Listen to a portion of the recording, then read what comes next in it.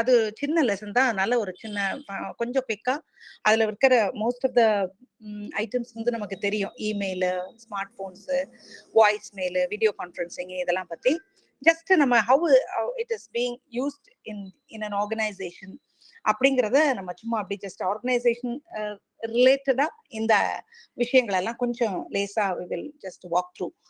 அதுல வந்து டிஜிட்டல் கம்யூனிகேஷன்ல ஃபர்ஸ்ட் வந்து 7 ஆர்கனைசேஷனல் பிஹேவியர்ல லெசன் 7 டிஜிட்டல் கம்யூனிகேஷன். அது வந்து பாத்தீங்கன்னா எடுத்த உடனே அது வந்து it starts with internet, intranet and extranet. அதுல தான் நம்ம ஸ்டார்ட் பண்றோம்.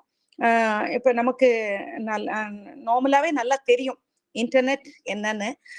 வந்து இன்னைக்கு ஹைடெக் இன்னோவேஷன்ஸ் எல்லாம் வந்தாச்சு. ஒரு பெரிய எக்ஸ்ப்ளோஷன் ஆஃப் கம்யூனிகேஷன் டூல்ஸ் உள்ள வந்தாச்சு.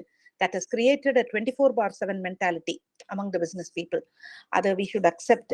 அப்போ ஸ்மார்ட் போன்ஸ் என்ன செஞ்சிருச்சுன்னாக்க இன்னைக்கு கம்யூனிகேஷனை ஃபாஸ்டரா, ஈஸியரா, வந்து காஸ்ட் கம்மியா அப்படியெல்லாம் நமக்கு எனேபிள் பண்ணி கொடுத்துருச்சு. நல்ல நம்ம வந்து எம்ப்ளாயீஸ் வந்து ஏதாவது அவசரமா வீடியோ டவுன்லோட் பண்ணணுமா, இல்லை ஏதாவது மேல இருந்து டைரக்ஷன்ஸ் வாங்கணுமா, ஸ்ப்ரெட்ஷீட்ஸ் ஏதாவது ரெவ்யூ பண்ணணுமா, போட்டோஸ் அவசரமா எடுக்கணுமா, இல்ல பிடிஎஃப்ஸ் ஏதாவது வர்ச்சுவலி டக்குன்னு பார்க்கணுமா, இப்படி பல விஷயங்களை அவங்களால இப்ப பண்ண முடியும். அப்போ இன்டர்நெட்ங்கிறது நமக்கு தெரியும். It is an organisation of computer networks.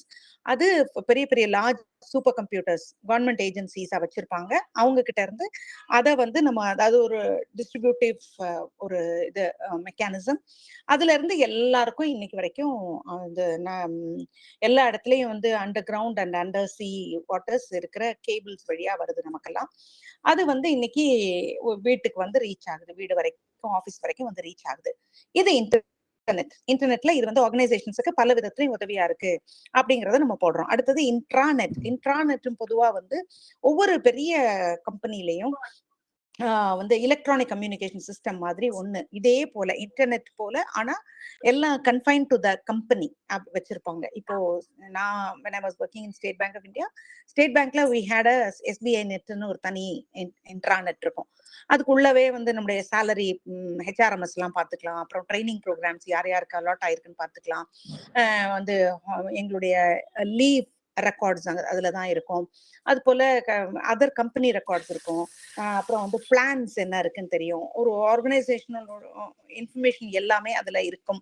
அது போக medical records, confidential medical records, நம்ம கிளைம் எல்லாம் போடுறதோ அல்லது ஏதாவது இதெல்லாம் ரிலேட்டட் மேட்டர்ஸ் எல்லாம் வந்து இன்ட்ராநெட்ல நம்ம வந்து தனித்தனி இண்டிவிஜுவல் அந்த பேஜஸ்ல நம்ம வந்து தனியா நம்ம வந்து ரெக்கார்ட் மொத்தமா போடுறது. அது மொத்தமா அந்த டேட்டா வந்து எல்லா எப்பயுமே விசிபிளா இருக்கும். ஒரு எம்ப்ளாயியும் தன்னுடைய எம்ப்ளாயி நம்பரை போட்டாங்கன்னாக்க அவங்களுடைய லீவ் பர்டிகுலர்ஸோ அல்லது மற்ற பர்டிகுலர்ஸோ எல்லாத்துக்கும் தெரியும்.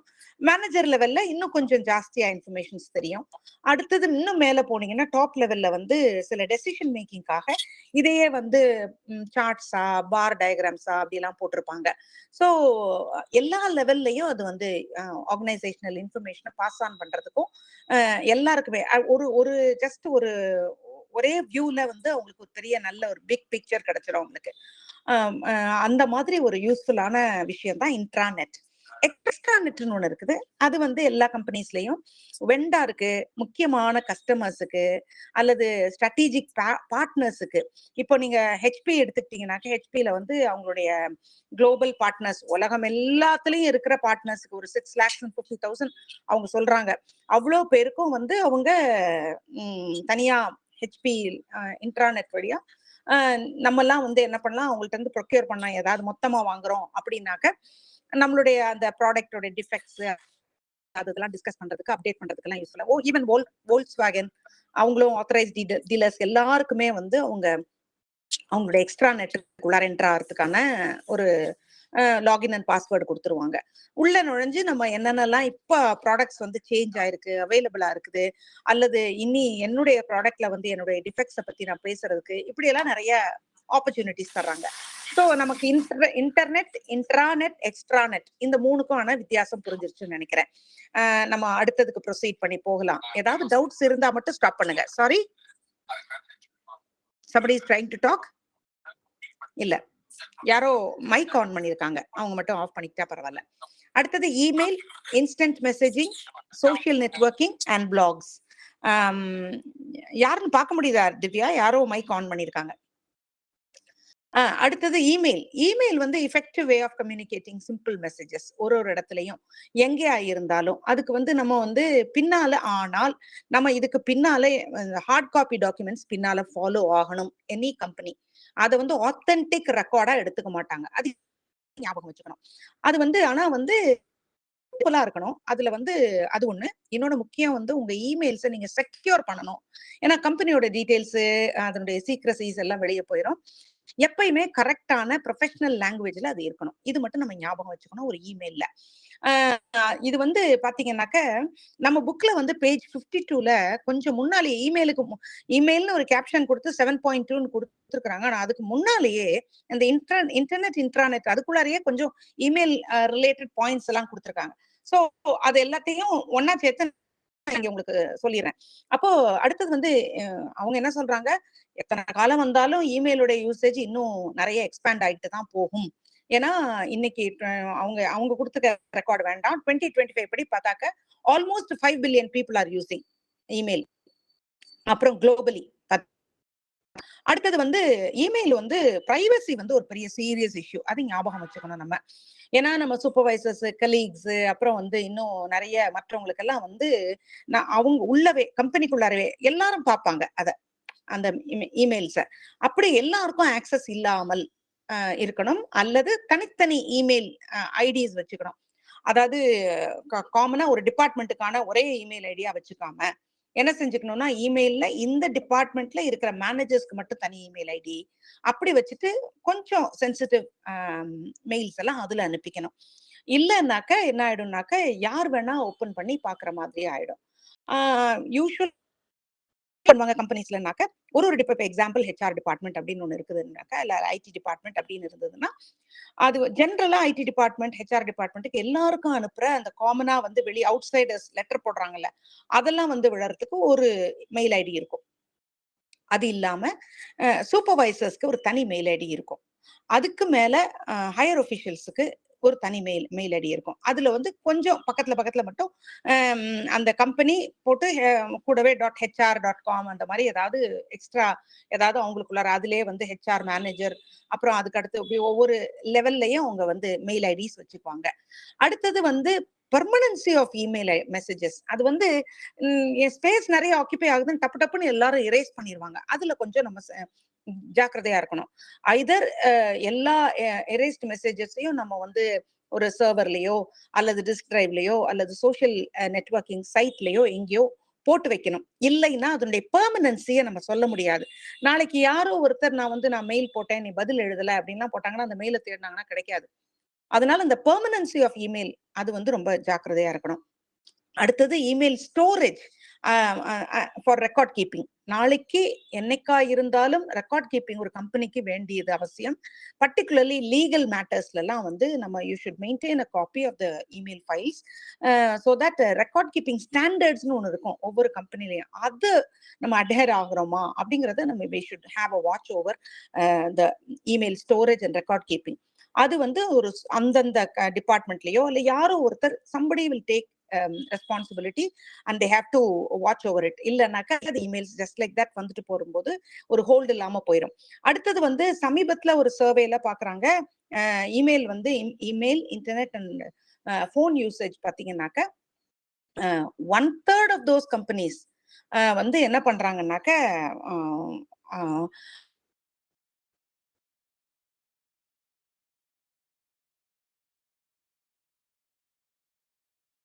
firms அவங்க வந்து அவங்களுடைய எம்ப்ளாயீஸை வந்து மிஸ்யூசிங் த இமெயிலுக்கும் இன்டர்நெட் 1/3 வந்து இன்டர்நெட் யூஸ் பண்றதுக்கு 1/4 இமெயில் மிஸ்யூஸ் பண்ணதுக்கு இப்படி அவங்களெல்லாம் வேலையை விட்டு தூக்கியிருக்காங்க. அப்படின்னா நம்ம எந்த அளவுக்கு அதுல வந்து ரெஸ்பான்சிபிளா பிஹேவ் பண்ணிக்கணும் அப்படிங்கிறதும் அதுல இம்பார்ட்டண்டா இருக்குது. அடுத்தது அந்த ரெவியூயிங் எம்ப்ளாயீஸ் கம்யூனிகேஷன்ஸ் அவங்களுடைய கம்யூனிகேஷன்ஸை நம்ம மெட்டிகுலஸா பாக்குறது, அதாவது எம்ப்ளாயீஸோட கம்யூனிகேஷன்ஸை பாக்குறது. அடுத்தது கஸ்டமர்ஸோட லெட்டர்ஸ் வந்துச்சுன்னா அது மெட்டிகுலஸா ஃபாலோ அப் ஆகுதா. ஒரு லெட்டர் வந்துச்சு அந்த லெட்டர் அப்படியே ஜஸ்ட் லைக் தட் நம்ம தூக்கி போட்டுட்டோம் அப்படின்றது இல்லாம அது ஃபாலோ அப் ஆகுதா அப்படிங்கிறது பாக்குறது அவசியம். ஸோ இமெயில்னு ஒரு ஆர்கனைசேஷன் எடுத்துக்கிட்டா இத்தனை ரெஸ்பான்சிபிலிட்டிஸ் அதுல இருக்குது. அடுத்தது இன்ஸ்டன்ட் மெசேஜிங். இன்ஸ்டன்ட் மெசேஜிங் வந்து கம்பெனிஸ்குள்ளார இன்ஸ்டன்ட் மெசஞ்சர், அப்புறம் MSN messenger, Google talk, Skype, இதெல்லாம் நிறைய வச்சிருப்பாங்க. நிறைய லோட்டஸ்லாம் வந்து சேம் டைம்னு ஒன்று வச்சிருக்குது.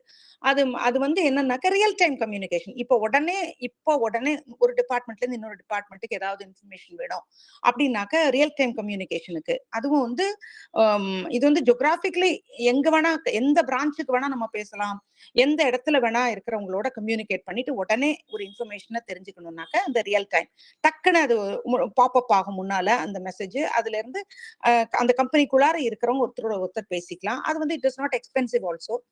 மல்டிபிள் ஃபோன் கால்ஸோ அல்லது இது எல்லாத்தையும் அது வந்து ஹேண்டில் பண்ணக்கூடியது. மல்டிபிள் விஷயங்களை வந்து நம்ம பல முறை நம்ம போய் ஃபோன் பண்ணி டிராவல் பண்ணி கிடைக்க வேண்டிய விஷயத்த ஜஸ்ட் லைக் தட் நம்ம ஒரு இடத்துல உட்காந்தே நம்ம தெரிஞ்சுக்கலாம்.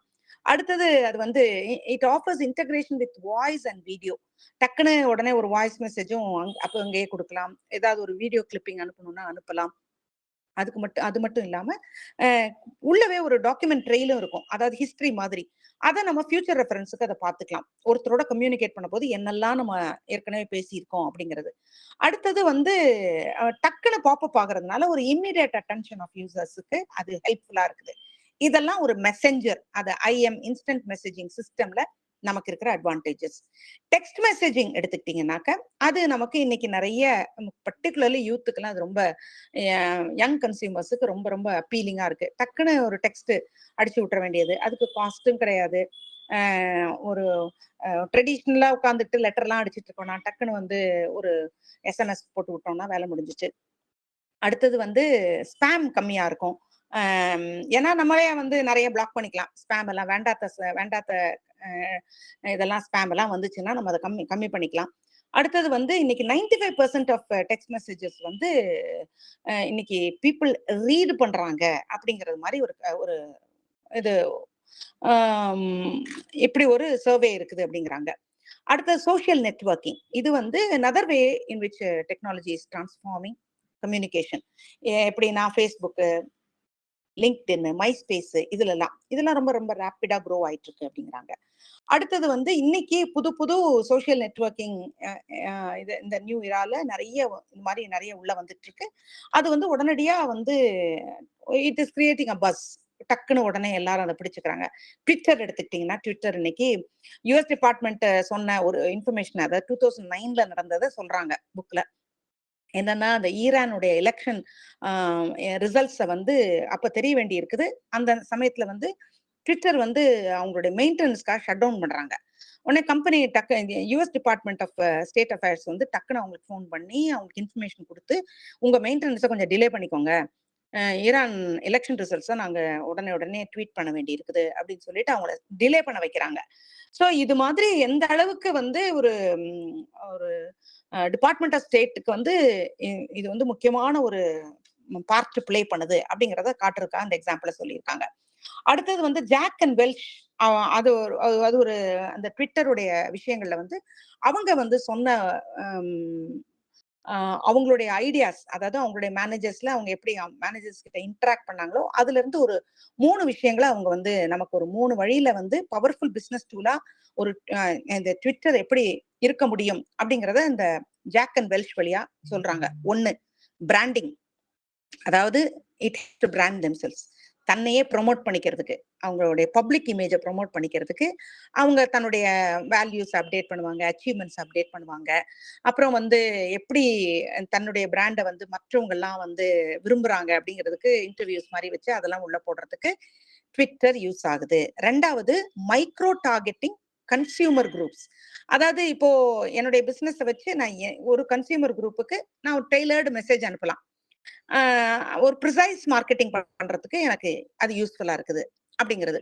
3வது மேனேஜர் எம்ப்ளாயி கம்யூனிகேஷன். அதாவது ஏதாவது ஒரு இன்ஃபர்மேஷன் ஷேரிங், அப்புறம் வந்து இல்லைன்னா மோட்டிவேஷன் ஸ்டாஃபை மோட்டிவேட் பண்றது, இப்படி எல்லாம் ஹெல்ப்ஃபுல்லா இருக்குது. இந்த 3 வகையில வந்து ட்விட்டர் வந்து யூஸ்ஃபுல்லா இருக்கு அப்படின்னு அவங்க இதுல இருந்து நமக்கு கிடைக்கிற இன்ஃபர்மேஷன். அப்போ பாத்தீங்கன்னா அது மட்டும் அப்படின்னா இது மாதிரி வந்து ஈவன் அசென்ஷியர் வந்து தன்னுடைய social networking program called program performance multiplier அப்படிங்கிற அவங்க ஒரு நெட்வொர்க்கிங் ப்ரோக்ராம் வச்சிருக்காங்க அவங்களுக்குள்ளார. enabling the employees to post updates, photos, weekly goals எல்லாம் போட்டுட்டு மேனேஜர்ஸ் கிட்ட இருந்து உடனே ஃபீட்பேக் கிடைச்சு அவங்கவுங்க ஒருத்தர் பியர்ஸ் ஒருத்தர் பெர்ஃபார்மன்ஸுக்கு ப்ரைசஸ் அவங்களுக்குள்ள ஹீரோ ஆஃப் த வீக் அப்படி எல்லாம் போட்டு அவங்கள தன்னை என்கரேஜ் பண்ணிக்கிறதுக்கு பெர்ஃபார்மன்ஸ் மல்டிப்ளையர்னு ஒரு சோஷியல் நெட்வொர்க்கிங் ப்ரோக்ராம் வச்சிருக்காங்க அப்படிங்கறத எக்ஸாம்பிளா காட்டுறாங்க. ஆனால் all set and done risks are real அவங்க சொல்றது. ஏன்னா அதுல எப்ப பப்ளிக் மீடியான்னு வந்துருச்சோ அப்போ வந்து என்ன ஆயிடும்னாக்க நிறைய வந்து ரிஸ்க்ஸ் இருக்குது. அதுக்கு வந்து வெர்ஜின் அட்லாண்டிக் அப்படிங்கிற ஒரு இது ஏர்லைன்ஸ் அவங்க சொல்றாங்க. அதுல கேபின் க்ரூல இருக்கிறவங்க எல்லாம் ஜஸ்ட் லைக் தட் அந்த ஃபால்ட்டி ஜெட் என்ஜின்ஸை குறிச்சு இன்டர்நெட்ல அவங்க பாட்டுக்கு பேசஞ்சர்ஸ் எல்லாம் பாக்குறது மாதிரி இருக்கும்போது ஜோக் பண்ணிருக்காங்க. அதுக்கப்புறம் வந்து அவங்களுக்குள்ளார வந்து ஒருத்தர் டேமேஜ் பண்ற மாதிரி எல்லாம் நிறைய மெசேஜஸ் எல்லாம் போட்டிருந்திருக்காங்க. அது வந்து அடுத்த கொஞ்ச நாள்ல அந்த கேபின் க்ரூவே அவங்க ஃபயர் பண்ண வேண்டிய ஆயிடுச்சு. அதனால ரிஸ்க்ஸ் எல்லாம் இருக்குது அப்படிங்கறத சொல்றாங்க. அதனால ஐபிஎம் என்ன செஞ்சுச்சுன்னா சில ஃபார்மல் கைட்லைன்ஸ் அவங்க கம்பெனி கொடுத்துச்சு. அது வந்து இன்னைக்கும் நமக்கும் அதாவது ஆர்கனைசேஷன்ஸுக்கும் அது யூஸ்ஃபுல்லா இருக்குங்கிறதுனால அந்த ஒரு கைட்லைன்ஸ் ஒரு ஃபியூ பாயிண்ட்ஸ் கொடுக்குறாங்க. அது என்னன்னா எம்ப்ளாயீஸ் ஆர் பர்சனலி ரெஸ்பான்சிபிள். அந்த கண்டென்ட்டுக்கு ஒவ்வொரு எம்ப்ளாயியும் பர்சனலி ரெஸ்பான்சிபிள் அப்படிங்கறத அந்த கம்பெனி வந்து முதல்ல எஸ்டாப்ளிஷ் பண்ணிடணும். அடுத்தது what is publish might become public for a long time. நீங்க போட்டுட்டீங்கன்னாக்க நீங்க எரேஸ் பண்ணிடலாம், ஆனாலும் அது அப்படியே எக்ஸ்போஸ் ஆயிரும். யார் வேணா அதை சேவ் பண்ணி எடுத்து வச்சிருக்கலாம், அல்லது யார் வேணா அதை வந்து அதுக்கப்புறமும் பார்க்க முடியும். Employees should be transparent about their role at IBM in all posts அப்படின்னு சொல்லி அவங்க இதெல்லாம் அவங்க வச்சிருந்த நார்ம்ஸ் அது எல்லாருக்கும் அப்ளிகபிள்ங்கிறாங்க. Mistake should be promptly corrected. Employees should get permission before reporting on internal or private conversations. இதெல்லாம் அவங்களுக்குள்ளார இருக்கிற ரூல். இது எல்லாருக்கும் இருந்தாலும் நல்லா இருக்கும் அப்படின்னு முடிக்கிறாங்க. அடுத்தது ஸ்மார்ட் போன்ஸ். அது வந்து நீங்க வந்து அதுல இவங்க கொடுத்திருக்கிறது எல்லாம் வந்து கொஞ்சம் பழசா இருக்குது, பழைய டேட்டாவா இருக்குது. இடையில நான் சேர்த்திருக்கிறேன். ஏதாவது பழசு இருந்துச்சுன்னு சொன்னா தயவுசெய்து excuse and you change over like you search in the internet to get the latest information. நான் மேக்சிமம் அது இல்லாம தான் பார்த்துருக்கிறேன். மிக்ஸ் பண்ணியிருந்தேன்னா கைண்ட்லி எக்ஸ்கியூஸ். வந்து இது வந்து அடுத்தது 7.3 ஸ்மார்ட் போன்ஸ். இது வந்து இன்னைக்கு பிசினஸ் பீப்புளுக்கு இமெயில ஆக்சஸ் பண்றதுக்கு கையில இருக்கிற போனு, டெக்ஸ்ட் மெசேஜ் ஆக்சஸ் பண்ண நீங்க எதை எழுதினாலும் இந்த விஷயங்கள்ல கம்பெனிஸ்க்கு அது எப்படி யூஸ் ஆகுது அப்படிங்கறத நீங்க பேக் ஆஃப் யுவர் மைண்ட் நீங்க வச்சுக்கோங்க. அப்படியே வச்சுட்டு நீங்க எழுத ஆரம்பிச்சீங்கன்னாவே you can write your own story. இது வந்து அவங்க கொஞ்சம் ஒரு லீடு கொடுத்துருக்காங்க. So you just go through these. அதுக்கப்புறம் நீங்க என்ன பண்ணிக்கோங்கன்னாக்க உங்களுக்கு இதுல இருந்து உங்களுக்கு ஒரு ஒரு சின்ன ஃப்ரேம் கிடைச்சிரும். அதை வச்சு யூ கேன் ப்ரொசீட். அப்ப ஸ்மார்ட் போன்ஸ் எங்கெல்லாம் பிசினஸ்ல யூஸ் ஆகுது அப்படின்னு பாத்தீங்கன்னாக்க they store the addresses, phone numbers, customer prices, day to day critical data அதெல்லாம் ஸ்டோர் பண்ணி வச்சுக்கிறாங்க. பிசினஸ் பீப்புளை வந்து அவங்க இமெயில் ஆக்சஸ் பண்றதுக்கு ஹெல்ப்ஃபுல்லா இருக்குது. டெக்ஸ்ட் மெசேஜஸ் அனுப்பிக்கிறாங்க, வீடியோஸ் அனுப்பிக்கிறாங்க, அப்ளிகேஷன்ஸ் ஏதாவது டவுன்லோட் பண்ணணும்னா பண்ண முடியும். they can browse the internet while traveling. இதெல்லாம் அவங்களுக்கு ஈஸியா இருக்குது. அடுத்தது கேமரா. அது எந்த அளவுக்கு இன்னைக்கு கேமராவுடைய டெக்னாலஜி அவங்களுக்கு எந்த அளவுக்கு யூஸ்ஃபுல்லா இருக்குது அப்படிங்கிறது நமக்கு தெரியும். அவங்க பழைய மார்க்கெட்ல காம்படிட்டிவா இருக்கிறவங்கள மோட்டரோலா அதெல்லாம் போட்டிருக்காங்க. அதுக்கு பதிலாக நம்ம ஆப்பிள், கூகுள், சாம்சங், ஜயோமி அப்படின்னு போட்டுக்கலாம். இன்னைக்கு காம்படிட்டிவ் மார்க்கெட்ல இருக்கிற ஸ்மார்ட் போன்ஸ். அவ்வளவுதான் அபவுட் ஸ்மார்ட் போன்ஸ். அடுத்தது வாய்ஸ் மெயில். வாய்ஸ் மெயில் வந்து ஒரு primary method by which employees were communicating internally. அப்போ வந்து ரொம்ப வருஷமாவே அவங்க கம்யூனிகேட் பண்றதுக்கு அது யூஸ்ஃபுல்லா இருந்திருக்குது. நிறைய பர்பசஸ் அது வந்து நம்மளுக்கு சர்வ் பண்ணுது. முக்கியமா மெசேஜ் ஸ்டோரேஜ், இன்கமிங் மெசேஜஸ் எல்லாம் வந்து அதாவது ரிசீவருக்கு வந்து ஒரு இன்டரப்ஷன் இல்லாம வந்து சேருது. பெஸ்ட் பிராக்டிசஸ் வந்து வாய்ஸ் மெயில்ல என்ன செய்யணும்னாக்க organise thoughts before calling, identify a specific brief request, state your name, the time, date. ஏன்னா நீங்க கம்பெனிக்காக நீங்க வாய்ஸ் மெயில் அனுப்புறீங்க.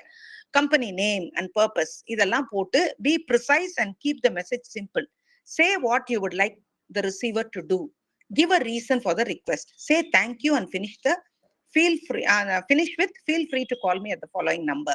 இதெல்லாம் வந்து ஒரு கம்பெனில நீங்க என்னெல்லாம் வந்து நம்ம ஒரு வாய்ஸ் மெயில் அனுப்பும் பொழுது ஞாபகம் வச்சுக்கணும் அப்படிங்கிறத சொல்றாங்க. அடுத்தது வீடியோ கான்ஃபரன்சிங் போயிடலாம். 7.5 வீடியோ கான்ஃபரன்சிங், டெலிகான்ஃபரன்சிங், இ மீட்டிங்ஸ் இது எல்லாத்தையும் ஒன்னா கொண்டு வந்தீங்கன்னா, வீடியோ கான்ஃபரன்சிங் நமக்கு தெரியும், பார்த்து ஒன்னா ஒருத்தர் பேசி அந்த வியூவிங் டெக்னாலஜி. டெலிகான்ஃபரன்சிங் வெறும் பேசுறது. இதெல்லாம் குளோபல் மீட்டிங்ஸுக்கு ரொம்ப யூஸ்ஃபுல்லா இருக்குது. ஒரு பிசிக்கல் கேதரிங்காக செலவெல்லாம் பண்ண வேண்டாம். ஸோ கம்பெனியோட டிராவல் காஸ்ட்டை கம்மி பண்ணுது, ப்ரொடக்டிவிட்டியை இன்க்ரீஸ் பண்ணுது. அடிக்கடி டக்குன்னு ஒரு வீடியோ கான்ஃபரன்சிங்கோ ஒரு டெலிகான்ஃபரன்சிங்கோ போட்டு பேசி இம்பார்ட்டன்ட் டெசிஷன்ஸ் எடுக்க முடியுது. பார்ட்டிசிபென்ட்ஸ் வந்து ஒருத்தரோட ஒருத்தர் சைமல்டேனியஸ்லி அக்ராஸ் த குளோப் பேசக்கூடிய டெசிஷன்ஸ் எடுக்கிறதுக்கு ஹெல்ப்ஃபுல்லா இருக்கக்கூடிய விஷயங்களை பேசுறதுக்கு ஹெல்ப்ஃபுல்லா இருக்குது. அவ்வளவுதான். அடுத்தது கிரேப் வைன். கிரேப் வைன்றது என்னன்னா, நம்ம கம்பெனில அப்படி உலா வருகிற அந்த இது அது என்னது, அது வதந்தி, ரூமர்ஸ். அப்ப இது வந்து தேவையில்லாத ஆர்கனைசேஷன்ல குறிப்பா எம்ப்ளாயீஸ் அவங்க நடுவுல சில ஃபேக்ட், சில ஒப்பீனியன், சில சந்தேகங்கள், சில சஸ்பிஷன்ஸ் இது எல்லாத்தையும் ரூமரா வெளியில அனுப்புறது தான் கிரேப் வைன்ன்றது சொல்றாங்க. இந்த கிரேப் வைன் வந்து refers to unofficial informal way of information spreading within an organisation. அப்போ இதை எப்படி ஹேண்டில் பண்றது அதையும் நம்ம இந்த கம்யூனிகேஷன்லயே பேசி இந்த லெசனை முடிக்கிறாங்க. எப்படின்னாக்க என்ன செய்யணும்னாக்க, ஒரு ஆர்கனைசேஷனுக்கு வந்து பல விதமான கிரேப் வைன் சிஸ்டம்ஸ் இருக்குது. அப்போ வந்து இன்ஃபர்மேஷன் வந்து இந்த டிராவலிங் த்ரூ கிரேப் வைன் ஏன் சொல்றாங்கன்னாக்க, இந்த திராட்சை கொடி கொத்து இருக்கு பாத்தீங்களா, அது மாதிரி அப்படியே எல்லாம் அப்படி குட்டி குட்டி குட்டி குட்டியா அந்த நியூஸ் ஒன்னோட ஒண்ணு பரவறதை காட்டுறதுக்காக தான் அந்த கிரேப் வைன்னு சொல்றாங்க. அப்போ வந்து ஆனால் கிரேப் வைன் வந்து அட்லீஸ்ட் 75% அக்யூரேட்டா இருக்கு அப்படிங்கறது தான் விந்தையான விஷயம். அப்போ மேனேஜர் என்ன செய்யணும்னாக்க, இப்படிப்பட்ட பரவுற நியூஸ கரெக்டா மேனேஜ் பண்ணணும். அத வந்து இப்போ வந்து மொத்தமா எலிமினேட்டும் பண்ணிடக்கூடாது. எலிமினேட் பண்றது இம்பாசிபிள் ஒரு பக்கம், இன்னொன்னு தள்ளிட முடியாது. அதுல வந்து வெரிஃபைடு பிலீஃப் பொதுவா இருக்கும். அதை பார்த்து அதை வந்து ஹேண்டில் பண்ணணும். அதாவது இன்சைட் தி ஆர்கனைசேஷன் இருந்தா அது இன்டர்னல் ரூமர். இந்த ஆர்கனைசேஷனோட எக்ஸ்டர்னல் என்வாயன்மெண்ட்டை பாதிச்சா அது எக்ஸ்டர்னல் ரூமர். ரூமர்ல 3 கம்போனன்ட் இருக்குது. ஒன்னு டார்கெட், இன்னொன்னு அலிகேஷன், மூணாவது சோர்ஸ். டார்கெட்னா யார் அந்த டார்கெட் ஆகுறாங்க, யார் தான் அந்த ஆப்ஜெக்ட் ரூமருக்கு. அலிகேஷன் என்ன பாயிண்ட வச்சு பேசுறாங்க, சோர்ஸ் எங்க இருந்து அது புறப்படுது, இதுதான். இப்ப வந்து அதுல ரூமர்ல வந்து 4 கேட்டகரி சொல்றாங்க. ஒன்னு பைப் ட்ரீம் ரூமர்ங்கிறாங்க. இந்த பைப் ட்ரீம் ரூமர்னா ரொம்ப பாசிட்டிவ் ரூமர் அப்படி ஞாபகம் வச்சுக்கோங்க. பைப் ட்ரீம் பாசிட்டிவ், ரொம்ப பாசிட்டிவான ரூமர். அதாவது இப்ப இன்னைக்கு கம்பெனில எல்லாரும் எதிர்பார்க்கிற ஒரு விஷயம், இப்ப எல்லாரும் ஒரு சேலரி ஹைக்க தான் எதிர்பார்க்கறீங்கன்னு வைங்களேன். அப்ப வந்து இந்த வருஷம் சேலரி இன்க்ரீஸ் நிறைய வரப்போதான் அப்படின்னு பேசுறது. நம்ம டிபார்ட்மெண்ட்டுக்கு ஒரு புது டெக்னாலஜி வரப்போதான். இது வந்து வெறும் ரூமர் தான்னாலும் அந்த எம்ப்ளாயீஸ் கிட்ட நடுவுல ஏதோ சேஞ்ச் வேணும் அப்படிங்கிற அவங்களுடைய தாட்டை அது ரிவீல் பண்ணுது. சில சமயம் இதனால புது கிரியேட்டிவ் ஐடியாஸ் கூட வரும் அப்படிங்கிறாங்க அவங்க. அது இட் ஸ்டிமுலேட்ஸ் கிரியேட்டிவிட்டி அப்படிங்கிறாங்க. So first category of rumour வந்து பைப் ட்ரீம் ரூமர். ரெண்டாவது கேட்டகரி த போகி ரூமர். அது வந்து பயத்தினால வர்றது, பயத்தை வந்து ஸ்ப்ரெட் பண்றது.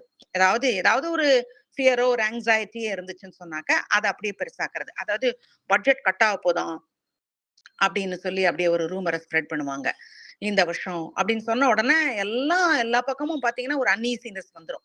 எல்லாரும் வந்து சில சமயம் அது டேமேஜிங்காகவும் போயிடும். ஏன்னா சிலர் என்ன பண்ணுவாங்க, இதுக்கெல்லாம் அதுக்கெல்லாம் பட்ஜெட் இல்லைன்னா பேசாம அவங்க என்ன பண்ணிடுவாங்க, லே ஆஃப் பண்ண ஆரம்பிச்சிருவாங்க, இல்லைன்னா வேற வேலை தேட ஆரம்பிச்சிருவாங்க. அந்த அந்த ஒர்க்கிங் அந்த அட்மாஸ்பியர் வந்து அஃபெக்ட் ஆகும். அதுதான் அந்த போகி ரூமர். அடுத்தது வெட்ஜ் டிரைவர்ஸ். இது வந்து ரொம்ப அக்ரெசிவ், ஒரு டேமேஜிங் டைப், ரொம்ப டேமேஜிங் டைப். இது என்னன்னாக்க குரூப்பையே ரெண்டா பிரிச்சுறது. அவங்களுடைய லாயல்ட்டியை பிரிக்க ட்ரை பண்றது, இல்லைன்னா அவங்களுக்குள்ளார வந்து ஒரு ஹேட்ரடை உருவாக்க ட்ரை பண்றது. அந்த டீம் யூனிட்டியை உடைக்கிறதுக்காக ஏதாவது ஒரு விதமா பேசுறது. அதாவது இப்ப வந்து பாஸுக்கும் இந்த பொண்ணுக்கும் ஏதோ கனெக்ஷன் இருக்கு அப்படிங்கிற மாதிரி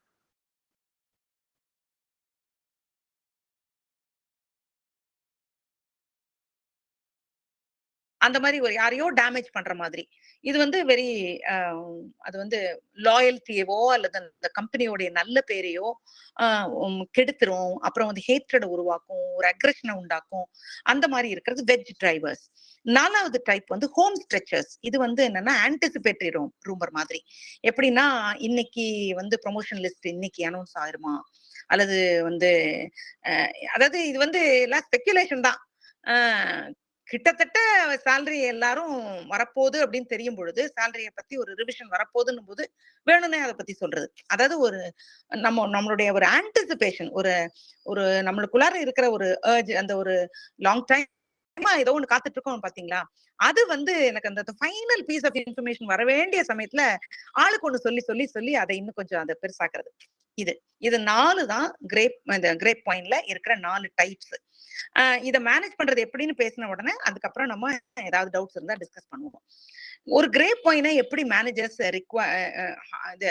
இது பண்ணணும், அதாவது மேனேஜ் பண்ணணும் அப்படின்னாக்க, வாட் இஸ் பீயிங் செட் அத வந்து முதல்ல அவர் கவனிக்கணும்.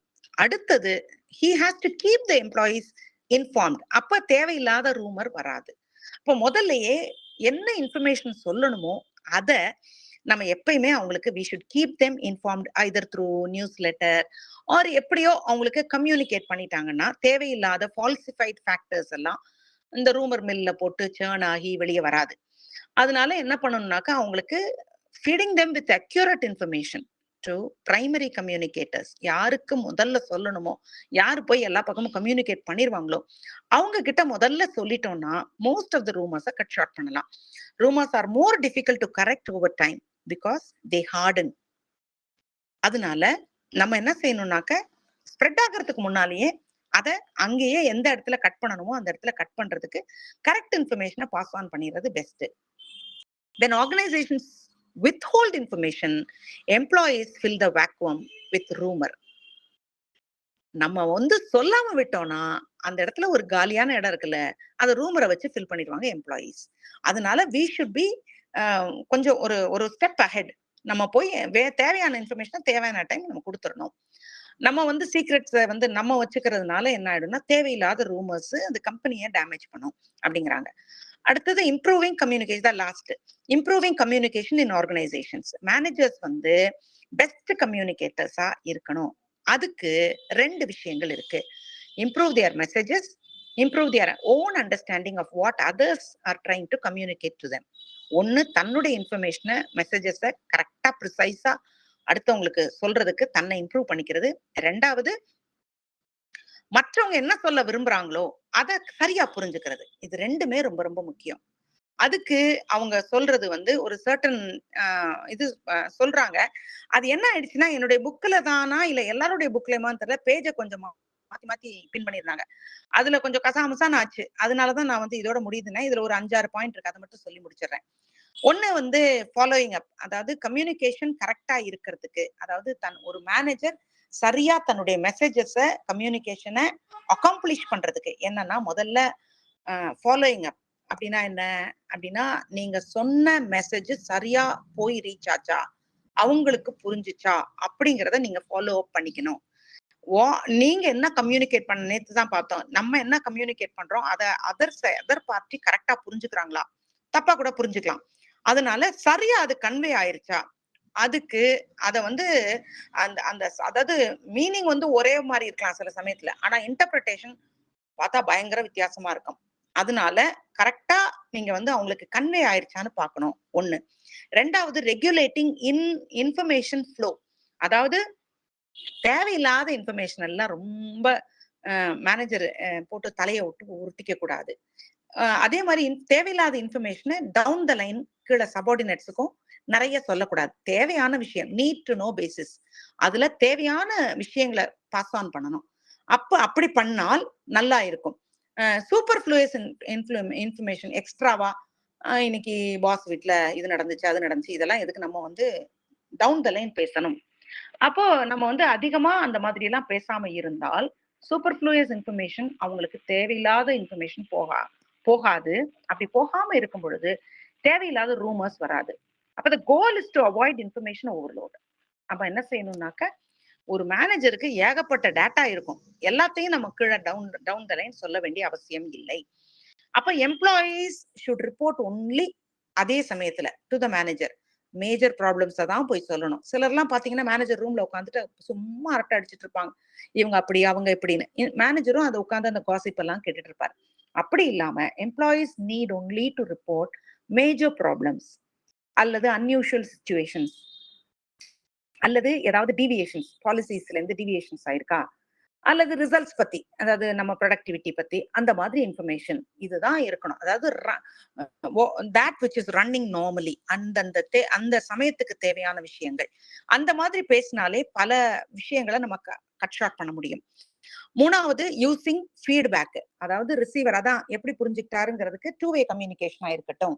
இன்அக்யூரசிஸ் இல்லாமல் ஃபீட்பேக் ஆப்பர்ச்சுனிட்டிஸ் அவங்களுக்கு கொடுத்து அவங்களையும் பேச விட்டு அவங்கள வந்து அந்த அந்த கம்யூனிகேஷனை ஃபாலோ அப்பும் பண்ணிக்கிறது அப்படின்னு சொல்லிட்டு. அதுக்கப்புறம் எம்பத்தி அது நமக்கு தெரியும். நமக்கு வந்து எப்பயுமே empathy is often an important ingredient in every ஆர்கனைசேஷன்ல எங்கேயா இருந்தாலும் managers should spend more effort understanding and appreciating the அதாவது அந்த இப்ப நம்ம ஒரு இன்ஃபர்மேஷனை கொடுக்குறோம், அந்த இன்ஃபர்மேஷன் சரியா போகுதா, அதுல அவங்களுக்கு ஏதாவது சில இமோஷன்ஸ் வருதா, நம்ம சொல்றதுனால அவங்களுக்கு வேற மாதிரி அவங்க பாதிக்கப்படுறாங்களா, அது போய் அவங்களுக்கு சேரும் பொழுது அது அப்படி அந்த அந்த இமோஷனல் செட்பேக்ஸ் எல்லாம் இல்லாம இருக்கா அப்படிங்கிறத ஒரு manager he should make sure அப்படிங்கிறாங்க.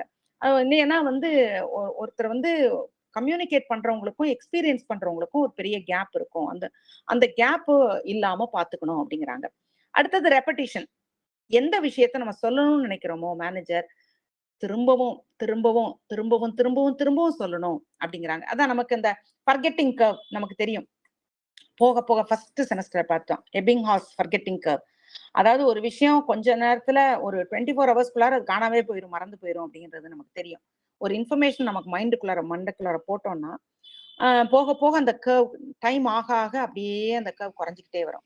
அப்ப என்ன செய்யணும், பாதி வழியிலேயே நம்ம ரிப்பீட் பண்ணிட்டோம்னாக்க, ரிவ்யூ பண்ணிட்டோம்னாக்க திரும்பவும் மெமரி கொஞ்சம் ஸ்ட்ரென்தன் ஆகும். திரும்பவும் அந்த கர்வ் வந்து பிளாட் ஆகாம அப்படியே போகும். திரும்பவும் ஒரு ஒரு ஒரு பாதி கொஞ்சம் தூரம் போகும்பொழுது திரும்பவும் அதை ரிப்பீட் பண்ணிட்டோம்னாக்க நமக்கு வந்து ஃபர்கெட்டிங் வந்து கொஞ்சம் ஸ்லோவரா நடக்கும். அதனால ஒரு பார்ட் ஆஃப் த மெசேஜ் வந்து மறந்து போறதுக்கு வாய்ப்பு இல்லாம நம்ம அந்த ரெப்படிஷன் ஆஃப் மெசேஜ் நம்ம whatever we have conveyed அவங்களுக்கு புரியுமே அப்படின்னு நினைச்சிடக்கூடாது. நம்ம we have to ensure again and again and again திரும்பவும் திரும்பவும் அவங்களுக்கு சில எந்த விஷயங்கள் எல்லாம் அவங்க ஞாபகத்துல இருக்கணும் அதை நீங்க தான் ரிப்பீட் பண்ணணும் அப்படிங்கிறாங்க. Encouraging mutual trust. அடுத்தது ஒருத்தர் நம்புறது. மேனேஜர்ஸ் வந்து ஒரு நல்ல ஒரு ட்ரஸ்ட் இருக்கிற ஒருத்தர் நம்புற மாதிரி ஒரு என்வாயன்மெண்ட்டை பில்ட் பண்ணவங்க வந்து அவங்களுடைய அந்த கம்யூனிகேஷன் எல்லாம் கொஞ்சம் ஈஸியா டவுன் த லைன் போறதுக்கு ஈஸியா இருக்கும். அதனால வந்து அவங்களையும் பேச விட்டு ஒரு ட்ரஸ்ட் ஒருத்தர் நம்புற மாதிரி ஒரு ஒரு ஒரு நல்ல ஒரு கண்டியூசிவ் அட்மாஸ்பியர் கொண்டு வந்துக்கணும். அடுத்து எஃபெக்டிவ் டைமிங். ஒரு நாள்ல ஆயிரக்கணக்கான மெசேஜஸ் வரும். அப்படி இருக்கும் பொழுது சில மெசேஜஸை நம்ம இக்னோர் பண்ணிட முடியும். அப்படி இக்னோர் ஆகாம கரெக்டான டைமிங்ல எல்லா மெசேஜும் வந்து விடும் பொழுதே நம்மளும் ஒரு இமெயில்ல ஒரு மெசேஜை தட்டி விட்டுட்டு நான் தான் உனக்கு கொடுத்துட்டேன் அந்த மெசேஜ் அப்படின்னு சொல்லிடக்கூடாது.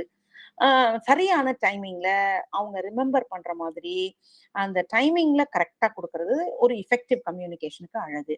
அடுத்தது சிம்பிள் லாங்குவேஜ்ல சொல்றது. எனக்கு தெரிஞ்ச எல்லா இங்கிலீஷ்லயும் போட்டு நான் ஒரு லெட்டர் எழுதிட்டு என்னுடைய சபார்டினேட்ஸ் வந்து புரிஞ்சுக்கணும் அப்படின்னு எதிர்பார்க்கிறது தப்பு. அதனால அவங்களுடைய அப்பீலிங்கா எழுதணும். அதே சமயத்துல மெசேஜ்ல வந்து புரியாத வார்த்தைகள் எல்லாம் பெருசா போட்டு அவங்களை கன்ஃபியூஸ் பண்ணக்கூடாது. அவங்களுக்கு அது ரீச் ஆயிடுச்சாங்கிறத என்ஷூர் பண்ணிக்கணும். கடைசியா எஃபெக்டிவ் லிசனிங். அதுக்கு ஒரு 10 கமாண்ட்மெண்ட்ஸ் கொடுத்துருக்காங்க அடுத்த ஸ்லைட்ல. அது வந்து என்னன்னா 10 commandments of good listening. Divya அடுத்த ஸ்லைட் போயிடலாமா? அதுல வந்து 10 கமாண்ட்மெண்ட்ஸ். அதுல என்ன ஃபர்ஸ்டும் லாஸ்டும் பாருங்க, ஸ்டாப் டாக்கிங் தாங்க ரெண்டுலயுமே இருக்கு. அதாவது ஒரு நல்ல மேனேஜரா இருக்கும் பொழுது ஒருத்தர் வந்து அவங்களுடைய ட்ரூ ஃபீலிங்ஸையோ டிசைர்ஸையோ இமோஷன்ஸையோ அவங்க சொல்ல வரும் பொழுது குறுக்க பேசக்கூடாது. முதல்ல ஸ்டாப் டாக்கிங். அடுத்து அவங்கள வந்து உட்கார்ந்து பேச வந்தவங்கள கொஞ்சம் ரிலாக்ஸ் பண்ண வைங்க. Show the speaker you want to listen. நீங்க பாட்டுக்கு நீங்க ஒரு வேலையை பார்த்துட்டு சொல்லுங்க அப்படின்ற மாதிரி இல்லாம அவங்கள பார்த்து ரிமூவ் ஆல் த டிஸ்ட்ராக்ஷன்ஸ், அவங்கள பேச வைங்க. எம்பத்தைஸ் வித் த ஸ்பீக்கர், அவங்க பேசும் பொழுது அவங்களுடைய உணர்வுகளுக்கு மதிப்பு கொடுங்க. பி பேஷ், பொறுமையா இருங்க. ஹோல்ட் யோர் டெம்பர், உங்களுக்கு அந்த நேரத்துல கோபம் வந்தாலும் kindly hold your temper. Go easy on argument and criticism. அந்த சண்டை வந்தோட நீயா நானான்னு அங்க நின்றுட்டு பேசக்கூடாது. நீங்க வந்து ஒரு கம்பெனினா அந்த கம்பெனியை ரெப்ரசன்ட் பண்றீங்க. அப்ப ஆர்குமெண்ட் கிரிட்டிசிசம்லாம் வரும் பொழுது அந்த நேரத்துல அதை ஈஸியா ஹேண்டில் பண்ற மாதிரி சாஃப்ட் பெடல் போடணும். அப்புறம் அவங்க கிட்ட கேள்விகள் கேளுங்க. And stop talking. Over talk பண்ணக்கூடாது அப்படிங்கறத ஸ்ட்ரெஸ் பண்றாங்க அப்படின்னா நம்ம அதிகமா லிசன் பண்ணணும், கம்மியா பேசணும் அப்படிங்கறத அவங்க சொல்லி முடிக்கிறாங்க. இது வந்து யூனிட் 2ல லாஸ்ட் லெசன். இதுல ஏதாவது டவுட்ஸ் இருக்கா? யூனிட் 3 போகலாமா? கடகடன்னு போற மாதிரி இருக்கு. பிகாஸ் இன்னைக்கும் இன்னொரு யூனிட் 3லயும் ஒரு 3 லெசன் இருக்கு. முடிச்சிடலாம் அப்படின்னு நினைக்கிறேன். ஓகேவா?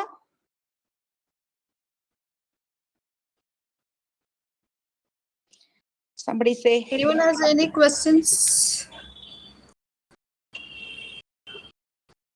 Okay, ma'am. ஒரு hand wave வந்துருச்சு. Thank you. அப்ப we will proceed. டெசிஷன் மேக்கிங்ல வந்து டெசிஷன் மேக்கிங் நார்மலா நமக்கு தெரியும், லாஸ்ட் செமஸ்டர்ல பார்த்தோம். பட் இது கொஞ்சம் ஆர்கனைசேஷனோட கொஞ்சம் இறுக்கி பிடிச்சு கொண்டு வராங்க. டெசிஷன் மேக்கிங் வந்து ஒரு மேனேஜரியல் எஃபெக்டிவ்னஸுக்கு வெரி ஹார்ட். அதுதான். அப்ப டெசிஷன் மேக்கிங்ல வந்து நம்ம வைஸா டெசிஷன் எடுக்கணும். இன்ஃபார்ம்டு டெசிஷன் தொடர்ந்து எடுத்துக்கிட்டே வர வேண்டி இருக்குது. அதனால அது வந்து இட் இஸ் எதனால அது வந்து it is deeply shaped by எதெல்லாம் அதை வந்து ஷேப் பண்ணுது அப்படின்னு பாத்தீங்கன்னா, நம்முடைய பெர்செப்ஷன், நம்முடைய எமோஷன்ஸ், நம்முடைய வேல்யூஸ், நம்முடைய பாஸ்ட் எக்ஸ்பீரியன்சஸ், நம்முடைய கோக்னிட்டிவ் பயஸ். சில விஷயங்களை நமக்கு தெரிஞ்சதுக்கு ஏற்ற மாதிரி பயஸ்டா இருப்போம். சில சோசியல் ப்ரெஷர்ஸ் அல்லது குரூப் டைனமிக்ஸ் இத்தனை அதுல பிளே ஆகுது. அப்போ அதுக்கு ஏத்த மாதிரி நம்ம இவ்வளவையும் வச்சுக்கிட்டு நம்ம வந்து கன்சிஸ்டன்டா நம்ம வந்து பெட்டர் டெசிஷன்ஸ் எடுத்துக்கிட்டே வரும்பொழுது ஒரு கம்பெனி நல்லா மேல போகும். அப்போ டெசிஷன் மேக்கிங்கிறது எந்த அளவுக்கு முக்கியம் அது நம்ம புரிஞ்சுக்கணும். அடுத்த types of decision making 2 type இருக்குது. அது வந்து ஒன்னு அடுத்த ஸ்லைடு திவ்யா. வந்து 2 டைப்ஸ் இருக்குது. ஒன்னு வந்து ப்ரோக்ராம்டு டெசிஷன்ஸ், இன்னொன்னு நான் ப்ரோக்ராம்டு டெசிஷன்ஸ். அப்போ வந்து டெசிஷன்ல வந்து நம்ம வந்து சபார்டினேட்ஸ நம்ம டெசிஷன் மேக்கிங் ப்ராசஸ்ல இன்வால்வ் பண்ணணுமா பண்ணக்கூடாதா அப்படிங்கிறது ஒரு பெரிய டிபேட்டட் இஷ்யூ. அப்போ அவங்க என்ன சொல்றாங்க, சிலரு இன்வால்வ் பண்ணணும், ஆனா அந்த டிகிரி ஆஃப் விச்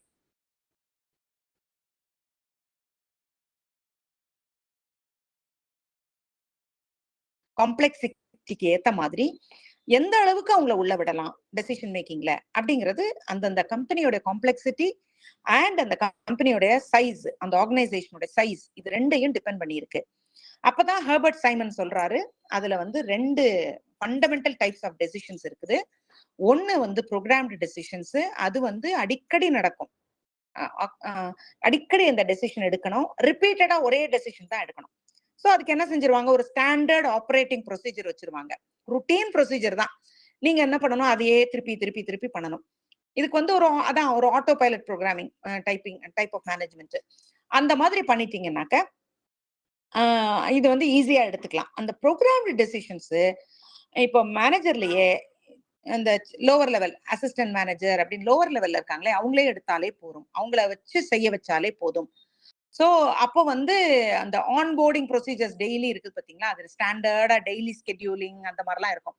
அதெல்லாம் அவங்க கையில கொடுத்துடலாம். அந்த ருட்டீன் பர்ச்சேசிங் டெசிஷனு அந்த மாதிரி இருக்கிறதெல்லாம் அவங்க கையில கொடுத்துடலாம்.